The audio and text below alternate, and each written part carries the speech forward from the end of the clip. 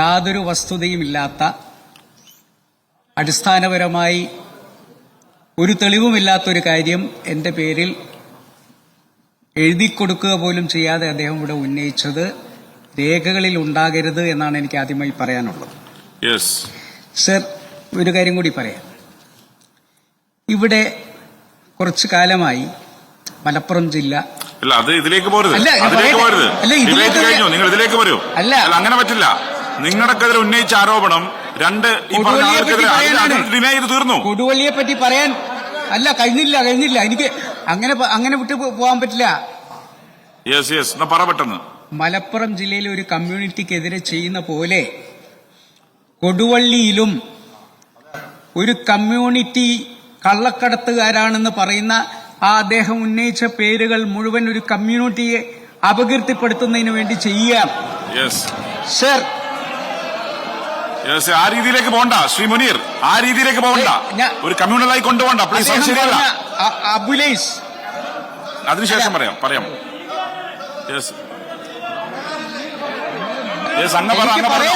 അങ്ങ് പറഞ്ഞോ. ഞാൻ പറഞ്ഞു കേട്ടിട്ട് പറ. അങ്ങ് പറഞ്ഞോ.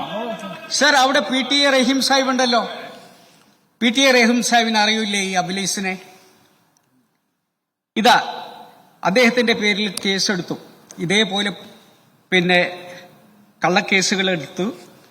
അവസാനം അദ്ദേഹം കോടതിയിൽ പോയി. അബുലൈസ് കോടതിയിൽ നിന്ന് അദ്ദേഹത്തിന് വിധി വന്ന ശേഷം അവിടുത്തെ റൂറൽ SP ഇറക്കിയ നോട്ടീസാണ്. പ്രിവെന്റീവ് അറസ്റ്റ് ചെയ്തിരുന്നു അദ്ദേഹത്തെ. It has been directed a discharge by the high court of Kerala vide ഒരു WP 479 and at present no criminal cases or warrants are pending against him in Kozhikode rural. ഒരു നിരപരാധി അദ്ദേഹത്തെ കോടതി വെറുതെ വിട്ടിട്ട് ആ പേരിവിടെ പറഞ്ഞുകൊണ്ട് വീണ്ടും അദ്ദേഹത്തെ കുറ്റവാളിയായി ആരോപിക്കുന്നുണ്ടെങ്കിൽ അത് ദുരുദ്ദേശപരമല്ലേ എന്നുള്ള ചോദ്യത്തിന് മറുപടി. ആ ആംഗിളിലേക്ക് ബഹുമാനപ്പെട്ട അങ്ങനത്തെ പോലോട് പോകരുത്. അങ്ങനെ ഇതൊരു പ്രധാനപ്പെട്ട ഫ്ലോറാണ്. ഏതും ആ നിലയിൽ കൊണ്ടുപോകുന്നത് ശരിയല്ല. എന്താ പറയുന്നത് സർ?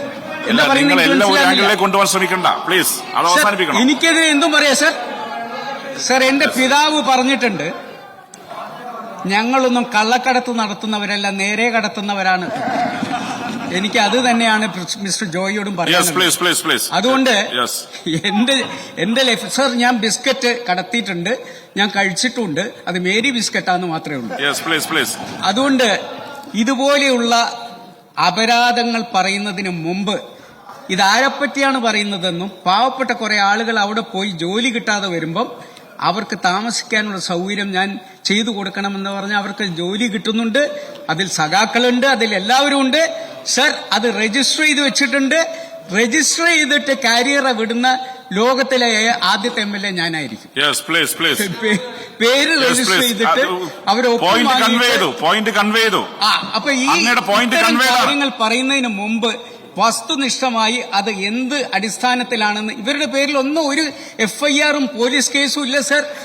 പോലീസ് കേസും FIR-ഉം ഇല്ലാത്ത ആളുകളുടെ പേരിൽ എനിക്ക് MLA എന്നുള്ള നിലയ്ക്ക് ബന്ധപ്പെടാൻ പാടില്ല എന്ന് പറയുന്നത് ആരോപണമായി.